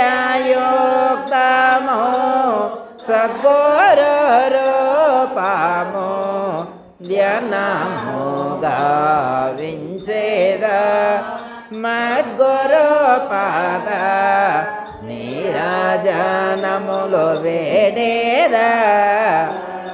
అమ్మయ్య, గురు పదము అన్న గురు పాదం అన్న ఒకటే. ఏంటది? గుణము లేనిది రూపము లేనిది, గుణము లేనిది రూపము లేనిది అయినటువంటి గుణరూపాలు లేనటువంటి ద్వయము లేనటువంటి ఏకపాదమైనటువంటి ఆ యొక్క గురు పాదం ఎక్కడుంది? సహస్రార చక్రంలో ఉంది. సాన్నిధ్య మాత్రాన సకల వేదన బాపు.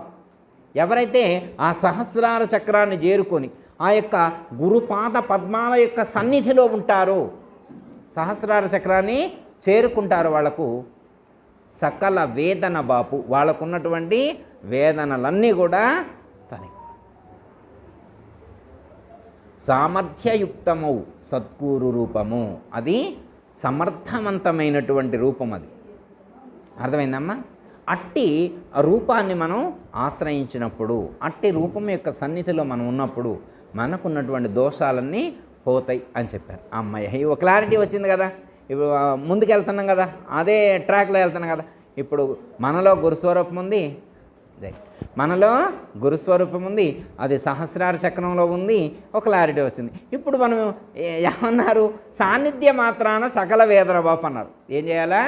సాన్నిధ్య మాత్రాన ఆ యొక్క గురు సన్నిధిలో, ఆ యొక్క పరమాత్మ యొక్క సన్నిధిలో, గురు పరమాత్మ యొక్క సన్నిధిలో ఉంటే వేదనలన్నీ తొలగిపోతాయి. మరి అలా రాదు, మాకు కుదరదు గురువు గారు. వర్షం వస్తే అసలు రావేది కాదు ఈ సుభాష్ నగరు అంటే. గురువుగారి శరీరం దగ్గరకు రావడం కాదు, గురువుగారి ఆశ్రమం కాడికి రావడం. గురు స్వరూపం అది కాదు, గురువు యొక్క పాదం అది కాదు. గురువు యొక్క పదము సహస్రారంలోనే ఉంది, జ్యోతి ప్రకాశమై ఉన్నది. అట్టి స్వరూపమునందు నీవు లయం కావాలని కొంతమంది జీవ బ్రహ్మైక్యం అని చెప్తారు. కొంతమంది రాజయోగ యోగ సాంప్రదాయంలో జీవ బ్రహ్మైక్యము అంటారు. మన తారకాయోగంలో కూడా జీవ బ్రహ్మైక్యమనే చెప్తారు, జీవ బ్రహ్మైక్యమనే చెప్తారు. ఇప్పుడు జీవుడు వేరే బ్రహ్మము వేరే ఉన్నాడని చెప్తారు.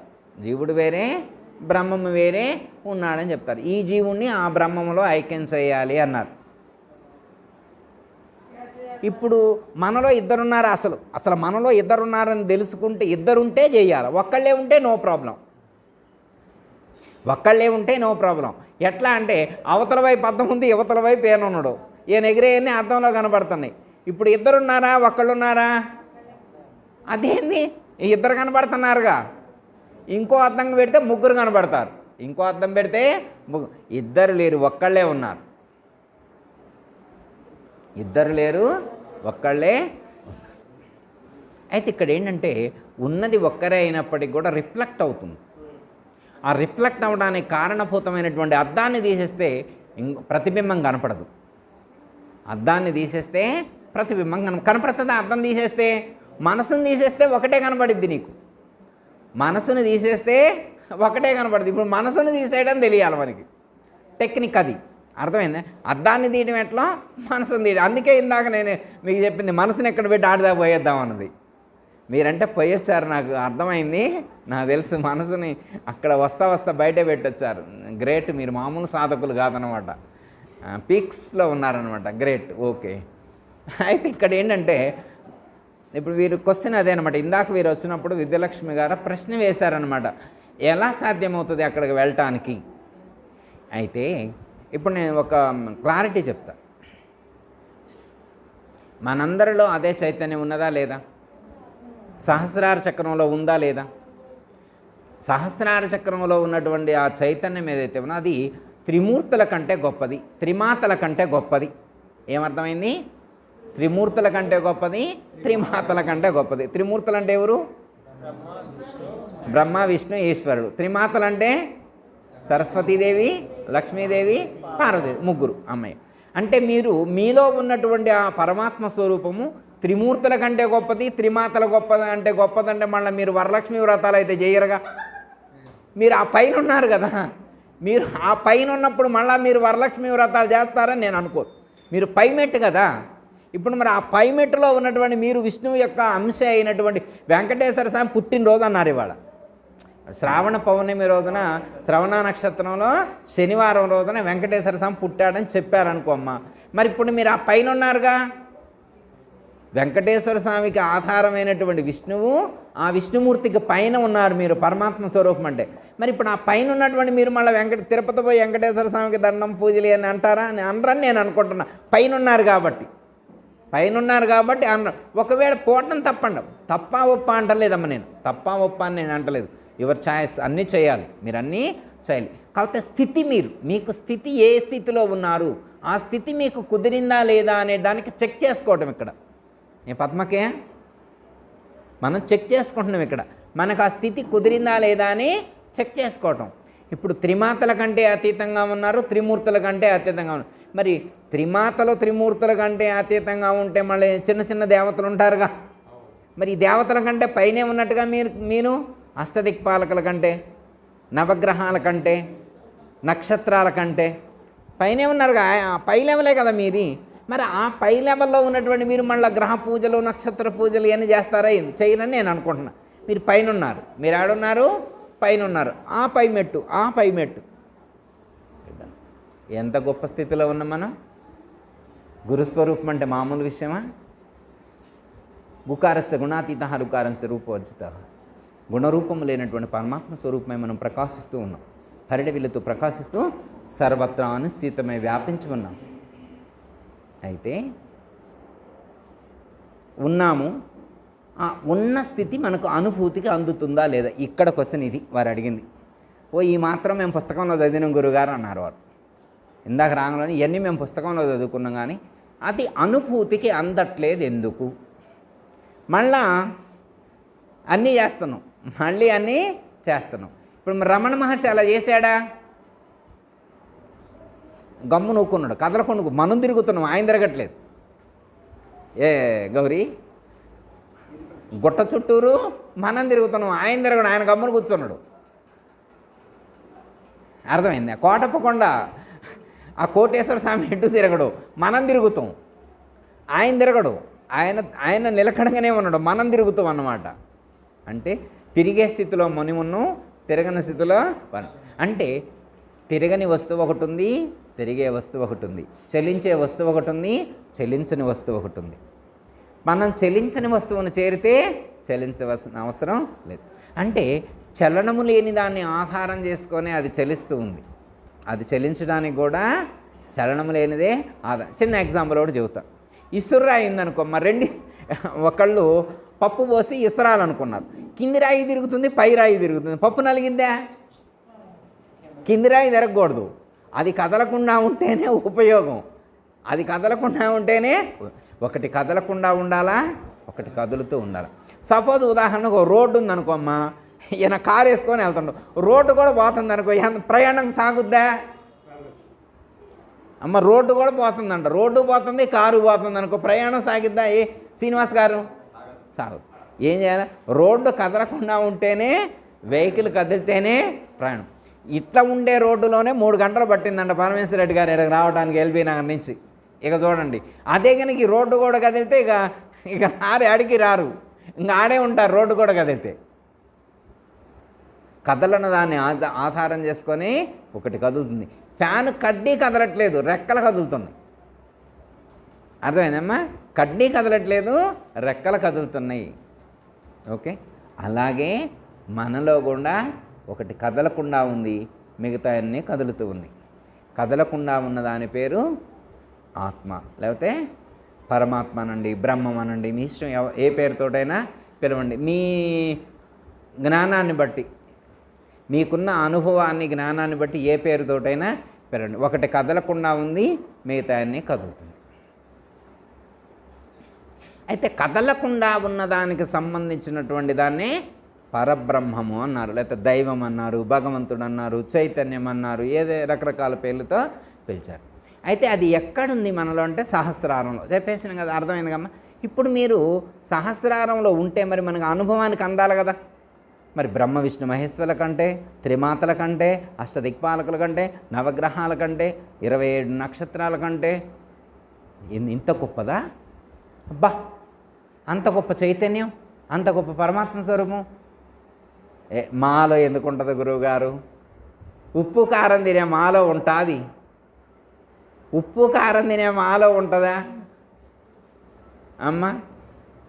నిరంతరం కూడా నవరంధ్రాల నుండి మలినాలు బయలు వెళుతూ ఉంటే, నవరంధ్రాల నుండి మలినాలు విసర్జింపబడుతూ ఉన్నటువంటి ఈ యొక్క మురికి శరీరములో, ఈ మలినమైనటువంటి శరీరములో అలాంటి మలిన రహితమైనటువంటి, అర్థమైందమ్మా, నిర్మలమైనటువంటి ఆ యొక్క తేజోరూపమైనటువంటి దివ్యమైనటువంటి ప్రకాశం ఇందులో ఉందా? మేము ఒప్పుకోమండి గురువుగారు, అది ఎక్కడో ఉంటుంది. మాలో ఉంటుంది. మాలో ఉంటే మేము ఎట్టే ఉంటామా? ఎంత వెలిగిపోతాం అమ్మ? నిజంగా మనలో ఉంటే ఎట్లుంటాం? మనలో ఉందా లేదా? ఉంటే మనం ఎట్టే ఉంటాం. మరి మనం అంటే ఇప్పుడు రామకృష్ణ పరమహంస నాలో ఉందన్నారు, రమణ మహర్షి నాలో ఉందన్నారు, గౌతమ బుద్ధుడు నాలో ఉందన్నారు, మన గురువుగారు నాలో ఉందన్నారు, మీలో కూడా ఉందన్నారు. మరి వారు అలా ప్రకాశించారు, మనం ఎట్లే ఉన్నాం ఎందుకని? మరి మనలో ఉంటే మనం కూడా అంత ప్రకాశించాలి కదా. అది కదా క్వశ్చన్, అదే కదా. వాళ్ళందరిలో దేవుడు ఇందులో ఉంటే దెయ్యాలాగా ఎందుకుంటాం? మనం కూడా దేవుళ్ళలాగా అయిపోవాలి కదా. మనం మానవులాగా ఉంటుంది, మళ్ళీ పుడుతుంటివి చస్తుంటివి. పుట్టి చచ్చే మనం ఎక్కడ? పుట్టి గిట్టినటువంటి పరమాత్మ ఎక్కడ? ఏదో తేడా ఉంది అక్కడ, ఏదో తేడా కొడుతుంది. ఆ తేడా ఏంటి? ఆ డిఫరెన్స్ ఏంటి? మనం ఇక్కడ ఏమైనా గ్యాప్ ఏమైనా ఉందా? ఫుల్ఫిల్ చేసుకున్నటువంటి గ్యాప్ ఏమైనా ఉందా? దాన్ని పట్టుకునే ప్రయత్నం మనం చేయాలి. ఓకే, ఏమని చెప్తారండి? 6 చక్రములు కలిగిన బండి 6 దొరలున్నారండి. 6 చక్రములు కలిగిన బండి 6 దొరలున్నారండి. 7వ స్టేషను ఎక్కి చూచితే ఎరుకనే దొరగారున్నారండి. 7వ స్టేషను ఎక్కి చూచితే ఎరుకనే దొరగారు రండి. మనవబండి మహిమ చూడండి, సుజ్ఞానులారా నరబండి నడక చూడండి. అమ్మ, 6 స్టేషన్లను కలిగిన బండి 6 దొరలు ఉన్నారండి. 7వ స్టేషన్ ఎక్కి చూచితే ఎరుకని దొరగారు ఉన్నారండి. ఇది 6 చక్రాలతో నడిచే బండి. ఇది 6 చక్రాలతో నడిచే బండి. 6 స్టాప్స్ ఉన్నాయి. దీనికి ఎన్ని స్టాప్స్ ఉన్నాయి? 6 స్టేషన్స్ ఉన్నాయి. 6 స్టేషన్లో కలిగిన బండి 6 స్టేషన్లో ఆగుద్ది. ఇది ఎన్ని స్టేషన్లో ఆగుద్ది? ఇక లాస్ట్ స్టేషన్ ఒకటి ఉంటుంది అన్నమాట. నైట్ ఆల్ట్ అక్కడే లాస్ట్ స్టేషను ఒకటి ఉంది, నైట్ ఆల్ట్ ఆడే. అది ఎక్కడ? 7వ స్టేషన్ ఎక్కి చూచితే ఎరుకని దొరగారు ఉన్నారండి. 7వ స్టేషన్ ఎక్కితే ఇక ఎరుక, అది నీ యొక్క స్వరూపం. అయితే 7వ స్టేషన్ ఎప్పుడైనా ఎక్కినవా నువ్వు? ఇది క్వశ్చన్, అంతేకమ్మా. విజయలక్ష్మి గారు అడిగింది 7వ స్టేషన్ ఎక్కినవా? మరి 7వ స్టేషన్ ఎక్కడానికి ఏ రైలు ఎక్కాలి? ఇప్పుడు ఎక్కాల్సిన రైలు ఏది? ఆ తీసుకుపోయే డ్రైవర్ ఎవరు? ఏ సీట్లో మనం రైలు ఎక్కిన తర్వాత మనం ఏ సీట్లో కూర్చుంటే ఆయన దేశపోతారు. ఇది కదా క్వశ్చన్. ప్రాణ ఆత్మకుడు డ్రైవర్ అండి, పదిలముగా నడిపించే బండి. దీనికి డ్రైవర్ ఎవరు? ప్రాణ ఆత్మకుడు. అంటే ప్రాణమే దీనికి డ్రైవరు. నిన్ను దేశపోయే డ్రైవర్ ఎవరు? ప్రాణమే. ప్రాణాన్ని పట్టుకొని కూర్చో ఆయనే దేశపోతారు. ఎంత సింపుల్ టెక్నిక్. మనం పట్టుకోవాల్సింది వేరే దాన్ని పట్టుకుంటే పోవంట. 7వ స్టేషన్ ఎక్కాలంటే దేన్ని పట్టుకోవాలా? ప్రాణం అనే దాన్ని పట్టుకోవాలి. ప్రాణాన్ని పట్టుకుంటే 7వ స్టేషన్ ఎక్కొచ్చు. అమ్మయ్య, ఒక క్లారిటీ వచ్చింది కదా. దేన్ని పట్టుకోవాలా? ప్రాణాన్ని పట్టుకోవాలి. అయితే ప్రాణాన్ని పట్టుకుంటే ఆ ప్రాణము దేనితో నడుస్తుంది? ప్రాణానికి శక్తి ఎక్కడి నుంచి వస్తుంది? ప్రాణం అసలు అంటే ప్రశ్నోపనిషత్తు మీరు చదివే ఉంటే ప్రాణం ఎక్కడ పుట్టింది, ప్రాణం ఎక్కడ లయమవుతుందని ప్రశ్న వేస్తారు ప్రశ్నోపనిషత్తులో. ప్రాణం ఆత్మలో నుండే పుట్టింది, ఆత్మలోనే లయమవుతుంది. దాని యొక్క లయస్థానం ఎక్కడంటే ఆత్మే. అర్థమైందమ్మా? అయితే ఇప్పుడు మనం అక్కడికి వెళ్ళాలంటే ఎలా వెళ్ళాలా? ప్రాణాన్ని పట్టుకొని వెళ్ళాలి. ఎలా వెళ్ళాలి? చో చో చో చోయనరే సంసాని రాజా హంసో హంసోయనరే చో చో చో చోయనరే సంసాని రాజా హంసో హంసోయనరే చో చో చో చోయాని జోడు నల్ల ఎడ్లను గట్టి చో చో చో చోయాని జోడు నల్ల ఎడ్లను గట్టి భూమధ్యస్థానమందు భూమి లేనట్టి చేలో చో చో చో చోయనారా సంసాని నాజ హంసో హంసోయనరా. ఏమని చెప్పారు? చో అంటే సో సో సో ఏమనాలా? సో చో చో చో చోయనరే. ఈ ప్రాణాన్ని ఏమనాలా? ఇప్పుడు గేదెలు ఉన్నాయనుకో, చో చో అంటారుగా. ఆ చో కాదు ఇక్కడ చెప్పింది. అయ్యా ఇక్కడ చెప్పింది ఆ చో చో కాదు. ఇక్కడ చెప్పింది సో సో హం సో హం సో హం. అదే చెప్ సో చో చో చోయనరే జోడు నల్ల ఎడ్లను గట్టి. అర్థమైందా? 2 ఎడ్లు ఉన్నాయి, 2 ఎడ్లు కట్టాలి ఈ బండికి. అర్థమైందా? ఒకటి సో, ఇంకోటి హం. హంసో హంసోయనరే. దీన్ని ఏమన్నారు? హంస మార్గము అన్నారు. హంస మార్గం. ఈ యొక్క సోహం అనేటువంటి మంత్రాన్ని ప్రాణానికి అనుసంధానం చేసి, సోహం అనేటువంటి మంత్రాన్ని ప్రాణానికి అనుసంధానం చేసి సో సో సో సో అని చెప్పి నువ్వు నీ యొక్క నడకను సాగి. ఇదేమన్నారు? హంస మంత్రము అన్నారు. సంసారీ రాజా, సంసారీ రాజా హంసో హంసో అనరా. హం సో హం సో హం సో అన్నారు. ఎవరు?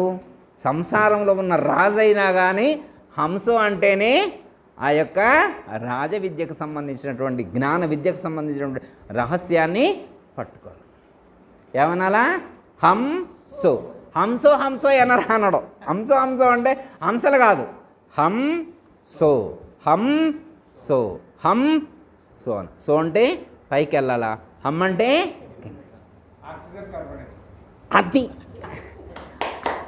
ప్రాణవాయువు అపానవాయువు. రెడ్డి గారు పట్టిండు. ప్రాణవాయువు అపానవాయువు అంతే కదా. Oxygen and carbon dioxide. ఇది యోగాలో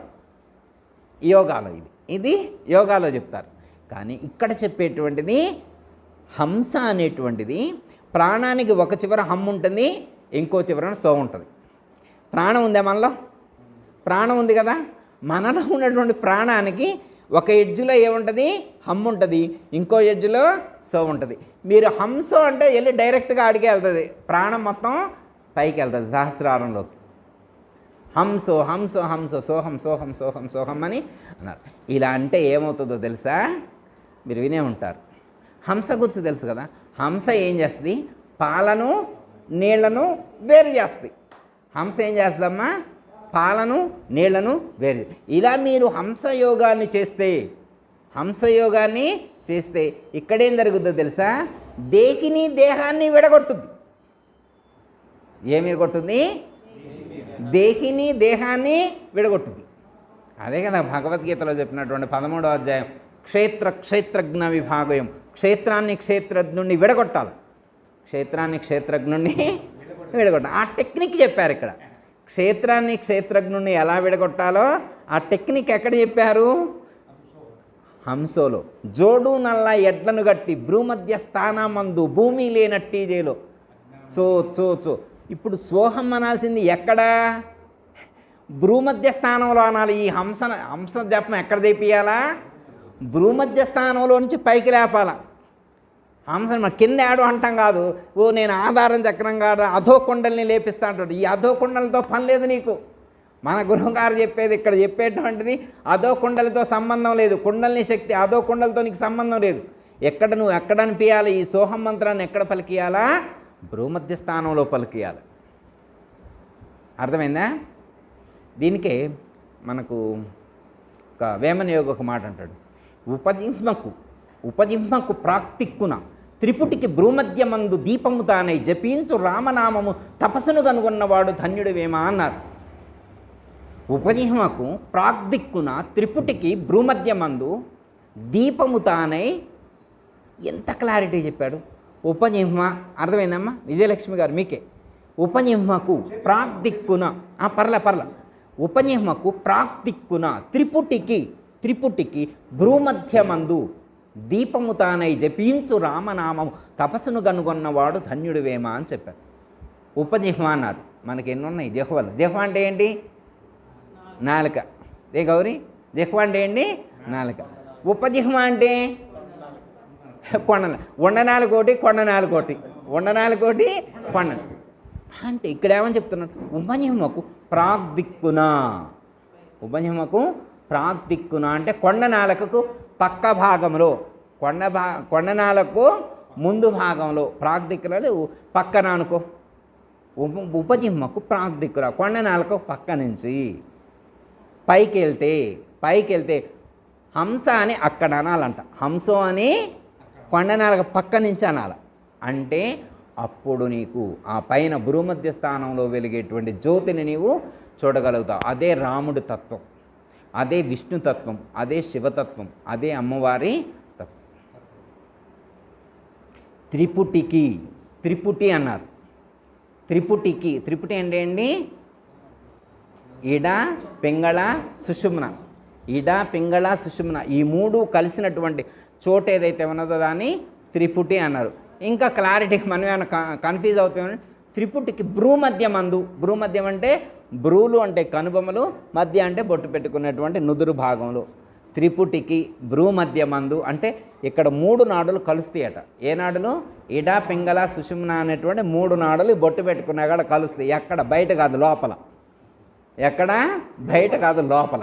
మరి ఈ నాడులు చెప్పింది కూడా స్థూల శరీరంలో కాదు, సూక్ష్మ శరీరం. నాడులు కూడా స్థూల శరీరంలో కాదు, సూక్ష్మ శరీరంలో.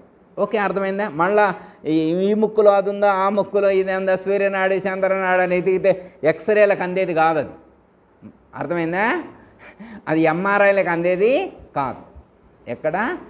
ఇడ పింగళ సుషుమ్న అనేటువంటి ఈ 3 నాడులు బొట్టు పెట్టుకునే చోట లోపల సూక్ష్మ శరీరంలో కలుస్తాయి.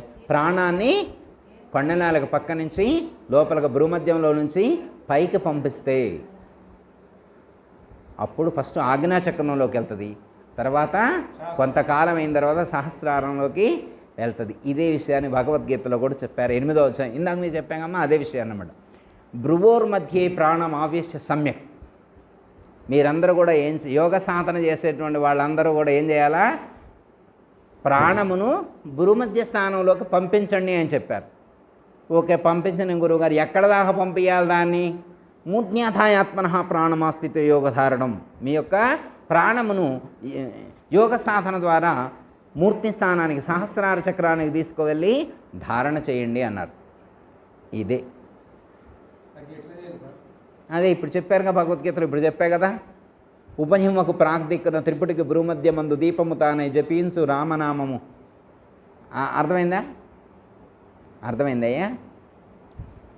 ఎవరైతే ఈ యొక్క సాధన చేస్తారో వాళ్లకు సహస్రార చక్రంలో ఉన్నటువంటి గురుస్వరూపాన్ని చేరగలుగుతారు. ఎవరైతే సహస్రార చక్రంలో ఉన్న గురుస్వరూపాన్ని చేరుకుంటారో వాళ్లకు ఆ అనుభూతి కలుగుతుంది. వాళ్లకు అనుభూతి కలుగుతుంది. ఏ అనుభూతి? ఆత్మానుభూతి, బ్రహ్మానుభూతి అంటారు. ఆత్మ బ్రహ్మానందం పరమసుఖదం కేవలం జ్ఞానమూర్తం అని చెప్పారు కదా. బ్రహ్మానందం వాళ్ళకు కలుగుద్ది. పరమ సుఖదం అన్నారు. ఈ ప్రపంచంలో ఉన్నటువంటి సమస్త సుఖాలన్నిటికంటే కూడా శ్రేష్టమైనటువంటి సుఖం బ్రహ్మానందం. అది ఎక్కడ దొరుకుద్ది? ప్రాణాన్ని ఇక్కడ పంపిస్తే, ప్రాణాన్ని పైకి పంపిస్తే వాళ్ళకు కలుగుద్ది. ఎవరు పంపించారో వాళ్ళకు కలుగుద్ది. నీకు కలిగిందా నాకు కలిగిందా అనుకోవడం లేదు. ఎవరు పంపిస్తే వాళ్ళకు కలుగుద్ది. ఉపదేశం తీసుకున్నవా లేదా అని ఎన్నాళ్ళు అవుతుంది అన్నది సంబంధం లేదు. నువ్వు ఎప్పుడు చేస్తే అప్పుడు. అది ఇప్పుడు కావచ్చు, రేపు కావచ్చు, గంటకు కావచ్చు, నెలకు కావచ్చు, సంవత్సరానికి కావచ్చు, 10 ఏళ్ళకు కావచ్చు, 50 ఏళ్ళకు కావచ్చు, 1 జన్మకు కావచ్చు, 10 జన్మలకు కావచ్చు, 50 జన్మలకు కావచ్చు. మరి మనం ఎన్నో జన్మల నుంచి కొట్టుకొని వస్తే ఏడకు వచ్చినాం. ఇప్పుడు ఎన్నో జన్మల నుంచి కొట్టుకొని వస్తే కాసేపు ఇక్కడ వారం రోజులు అక్కడ, నెల రోజులు అక్కడ, మళ్ళీ ఒకసారి ఎప్పుడో ఒకసారి మెరుపు తీగలాగా వస్తారు గురువుగారి దగ్గరికి. గురువుగారు అదృష్టం అనుకోవాలి శిష్యుడు వచ్చిందంటే. ఒకప్పుడు శిష్యులు గురువుగారి దర్శనం అయితే అదృష్టం అనుకునేవాళ్ళు. ఇప్పుడు అట్లేదనమాట. గురువుగారు ఖాళీగా ఆశ్రమంలో కూర్చొని ఉంటారు. ఇక శిష్యులు రావాలన్నమాట. వారానికో నెలకో ఒకసారి వస్తారు. మెరుపు తీగలాగా వస్తారన్నమాట. ఏదో ఆదరేసుకోము. గురువుగారికి ఏం పని లేకపోతే శిష్యుడు వచ్చి అటెండెన్స్ చేసుకొని పోయినట్టు ఉంటుంది అనమాట. అట్లయితే చాలా జన్మల టైం టేకింగ్ ఉంటుంది. అరే బాబు ఇప్పట్లో అయ్యేది కాదు ఇది ఇప్పట్లో అయ్యేది కాదు. ఇక చాలా జన్మలు పట్టుద్ది అనమాట. ఏముందిలే గురువు గారు, ఈ జన్మ కాకపోతే వచ్చే జన్మ, ఆ పై జన్మ, ఏదో ఒక జన్మలో రీచ్ అవుతుంది అని అనుకోవచ్చు. కానీ మరి అప్పుడు మళ్ళీ ఇలాంటి జన్మే వస్తుందనే గ్యారంటీ లేదు కదా. మళ్ళీ మానవ జన్మే వస్తే ఓకే, నో ప్రాబ్లం. మరి ఇంత సాధన చేసిన తర్వాత కూడా మానవ జన్మ రాకపోయిద్దా? రావచ్చు. మానవ జన్మ వచ్చినా కానీ ప్రాప్య పుణ్యకృతాన్లోకాను శిత్వా శాశ్వతి సమా శుచినం శ్రీమతాంగే యోగ భ్రష్టోభిజాయతని మా భగవద్గీత 6వ అధ్యాయంలో చెప్పారు. ఇందాక వారు కూడా చెప్పారు, విజయ పుణ్యాత్మల ఇంట్లో పుడతా, శుచినాం శ్రీమతాంగే శ్రీమంతులైనటువంటి ఆచారవంతులైనటువంటి వాళ్ళ ఇంట్లో పుట్టేట్టు చేస్తా, అథవా యోగినా కులే భవతి ధీమతాం ఎవరైతే యోగ సాధన చేసి మధ్యలో ఆగిపోతే వాళ్ళని యోగుల ఇంట్లో పుట్టేట్టు చేస్తాను. పుడతాం ఏడవుతాడు. మరి పుట్టంలోనే కూర్చొని సాధన చేస్తానంటే ఊరుకుంటాం? ఏ హరిబాబు ఇప్పుడు లోకేష్ వచ్చిండు, నాన్న నేను ఆశ్రమానికి వస్తా అంటే, మా లోకేష్ బుద్ధివంతుడు ఆశ్రమానికి వస్తానన్నా తీసుకొస్తావా? నువ్వు స్కూలుకి పంపించొస్తావు. గట్టిగా స్కూలు వద్దు నువ్వు స్కూలుకి పో అంటావు. మరి బాలు వస్తున్నాడు తీసుకొస్తారా? స్కూలుకి పంపిస్తారు. మరి గౌరీ మాత్రం కిట్టుని తీసుకొని వచ్చిందే కాలేజీకి పంపించదు. ఎందుకని కాలేజీకి పంపించటం అంటే వాళ్ళు చదువుకోవాలి. మరి వాళ్ళకి ఈ చదువు ఎప్పుడు చెప్పిస్తావు అంటే, ఈ లోకంలో పుట్టినా కానీ నేను ఎమ్మటే వాడు పిల్లగాడు చదువుకుంటాను ఒప్పుకోవు. పరిస్థితులు ఒప్పుకోనివు. వాడు కాలేజీకి వెళ్ళాలా, 30 ఏళ్ళు రావాలా, మళ్ళీ ఇంకో గుదిబండి అంటారు కదా, ఇంకొక తాడు కడతారు. కట్టిన తర్వాత ఆ తాడును పట్టుకొని ఇంకొక కొన్నాళ్ళు ఆ తాడు కట్టక ముందు అప్పుడప్పుడు వాళ్ళ అమ్మెమ్మటో నానమ్మటో ఆయన ఆశ్రమానికి వచ్చేవాడు. ఇక వచ్చే మహాతల్లిని బట్టి ఉంటుంది వీడి జీవితం ఆధారపడి. ఆశ్రమానికంటే వద్దన్నదనుకో, షాపింగ్ మాల్ అన్నదనుకో, చేసే పనే లేదు. మా అత్తగారింటికి మా పుట్టింటికి పోవాలంటే లేదు పోవటమే అటు. అర్థం? మరి లోకంలో పుట్టినా కానీ సాధన కొనసాగటానికి వాతావరణం అనుకూలించవచ్చు, అనుకూలించకపోవచ్చు. ఈ జన్మ మనకి ఎంత అదృష్టం. ఎదురు చెప్పేవాళ్ళు లేరు. ఎంతసేపు ఆశ్రమానికి వచ్చి కూర్చొని ఎన్ని గంటలు తపస్సు చేసినా, ఎన్ని గంటలు ధ్యానం చేసినా ఎవరన్నా అంటారా గౌరీ? హరిబాబు నువ్వు వచ్చి ఆశ్రమంలోకి వచ్చి నేను 6 గంటలు కదలకుండా నేను జపం చేస్తా లేదా ధ్యానం చేస్తానని హరిబాబు అంటే, హరిబాబుని ఎవరు ఆపుతారు? ఆపమని చూస్తా అమ్మ, ఆపుతారా మనని? ఇప్పుడు మనకు అంత అవకాశం ఉంది. మరి వచ్చే జన్మలో ఇలాంటి అవకాశం ఉండొచ్చు, ఉండకపోవచ్చు. మరి ఇంత అవకాశం ఇస్తే మనం ఎంతవరకు సద్వినియోగం చేసుకోగలుగుతున్నాం? Your choice. అర్థమైందమ్మా? మన యొక్క ప్రాణమును సహస్రార చక్రములోకి తీసుకువెళ్ళి ఎవరైతే ధారణ చేస్తారో వాళ్ళకి బ్రహ్మానంద అనుభూతి కలుగుతుంది. వాళ్ళకి ఏమవుతుంది? శుద్ధ ఎరుక స్థితి ఏర్పడుతుంది. ఏం ఏర్పడుతుంది? శుద్ధ ఎరుక స్థితి ఏర్పడుతుంది. అప్పుడు శుద్ధ ఎరుక స్థితి ఏర్పడినప్పుడు ఇంతటితో సరిపోతుందా, నాకు జన్మరహితం అవుతుందా కాదా అని ఒకరు ప్రశ్న వేసుకుంటే, ఒకవేళ ఇంతటితో నా సాధన పూర్తి కాలేదు, నేను జీవబ్రహ్మైక్య స్థితిని పొందినా కానీ బ్రాహ్మీ స్థితిని అనుభూతం అనర్చుకున్నా కానీ జన్మరహితం కాదని నీకు అనిపిస్తే, అప్పుడు భాగవత కృష్ణదేశకుల వారు వాళ్ళకి చెప్పమన్నారు పరిపూర్ణ బోధ. అందరూ కాదు పరిపూర్ణ బోధ. గుంపులో కూర్చోబెట్టి వేసుకో కందార్థాలని వదిలితే ఏమర్థమవుతాడికి? ఎవరికి చెప్పాలా? ఎవరికి చెబితే అర్థమవుతుంది? ఎరుక బ్రహ్మకల్గు శిష్యుని పరితాపము మాన్పునట్టి పండితుడెతరో గురుడతరే కానీ గురువులమని పొట్ట కొరకు గొనిగేవారిలా వారికి బోధ తెలియటగల అని చెప్పారు. ఎవరికి పడితే వాళ్ళకి చెప్తే అర్థమవుతుంది ఆ పరిపూర్ణ బోధ. అర్హుడైనటువంటి శిష్యుడు కావాలి, సమర్థుడైన సద్గురువు కావాలి, అర్హుడైనటువంటి శిష్యుడు కావాలా. వాళ్ళ యొక్క అన్యోన్యతతోటి ఎంతసేపు అమ్మ పరిపూర్ణ బోధ చెప్పడానికి? గంటల అక్కర్లా, సంవత్సరాలు అక్కర్లా. అతనికి దయవస్తే అర నిమిషముల బోధ స్థితి నీకు కుదిరింతూ మానీతవంత అన్నారు. అరక్షణం చాలన్నారు ఆ స్థితి కుదిరినటువంటి వాడికి. ఆ స్థితి కుదిరినటువంటి స్థితిమంతుడికి ఎంతసేపు? అరక్షణం చాలన్నారు. శ్రీధరుల వారు శివరామ దీక్షితుల వారికి సంవత్సరాలు చెప్పారా? అలా ఒక సూచన చేశారంతే, ఒక సంజ్ఞ చేశారు అంతే, వారు గ్రహించారంతే. సంవత్సరాలు కూర్చోబెట్టి మనలాగా యూట్యూబ్లో చెప్పడాలు, వీడియో క్లాసులు చెప్పుకోవడం ఏం లే, అంత అవసరం లేదు. స్థితి కుదిరిన వాడికి క్షణకాలం చాలు ఆ యొక్క గ్రాహ్యం అవుతుంది బోధ, స్థిరత్వం ఏర్పడుతుంది. కాబట్టి మనం ఆ యొక్క సాధన ద్వారా మరి అద్దంలో చూసినటువంటి మనస్వరూపాన్ని సహస్రారంలో అనుభూతి చెందాలంటే ప్రాణాన్ని సహస్రారానికి చేర్చినప్పుడు 7వ స్టేషన్ ఎక్కి చూస్తే అక్కడ ఎరుకనే దొరగారున్నారు. ప్రాణం అనే డ్రైవర్ను పట్టుకొని అక్కడికి వెళ్ళి మనం ప్రయాణం చేసి ఆడ కూర్చుంటే మన ఇంటికి చేరుకుంటాం. అప్పుడు మనకు సాధన పూర్తవుతుంది. సాధన పూర్తి కాలేదని నీకు అనిపిస్తే అప్పుడు పరిపూర్ణ గురువుని ఆశ్రయించు. పరిపూర్ణ గురువు చేసేటువంటి సంజ్ఞ ద్వారా ఎరుక విడిపోతుంది, నీవు లేకపోతావు. ఎరుక విడిపోతే తాను లేకుండా పోతాడు. తాను లేకపోవటమే తత్వరహస్యం. ఇదంతా అర్థం కాకపోతే తాను గురువుకు దక్షిణగా సమర్పించమన్నారు. తాను ఈ బోధరి అన్నీ మా వల్ల అయ్యేది కాదు, మా వంట పట్టట్లేదని నువ్వు అనుకుంటే మోటుగా ఏం చెప్పారంటే, నాయన తనువు మనసు ధనము అంటే ఏంటి? స్థూలము, సూక్ష్మము, కారణము. ఓకే, మహాకారణ స్వరూపమైనటువంటి ఎరుకను, తెలివిని గురువుగారికి దక్షిణగా సమర్పించు చాలు. జన్మరహిత స్థితి. ఈ బోధంతా ఇంటవా ఈను, ఈ గోలంతా నాకు వద్దనుకుంటే వీటిని సమర్పించి కర్తృత్వరహితంగా జీవించు చాలు. జయతల సద్గురు ప్రభు మహారాజు. అందరికీ జయ గురు. మరిన్ని ఆధ్యాత్మిక రహస్యాల కోసం అచల బోధ, ఆత్మబోధ, భగవద్గీత, అలాగే పండుగల్లో దాగిన అర్థాలు, అంతరార్థాల కోసం మరియు యోగము, ధ్యానము మొదలైన అనేక ఆధ్యాత్మిక తెలుగు ప్రవచనాల కోసం క్రింద ఉన్నటువంటి రెడ్ కలర్ సబ్స్క్రైబ్ బటన్ను క్లిక్ చేయండి. అలాగే ప్రక్కనే ఉన్నటువంటి గంట సింబల్ను నొక్కండి. అలాగే ఈ వీడియో మీకు నచ్చినట్లయితే లైక్ చేయండి మరియు షేర్ చేయండి. జై గురు.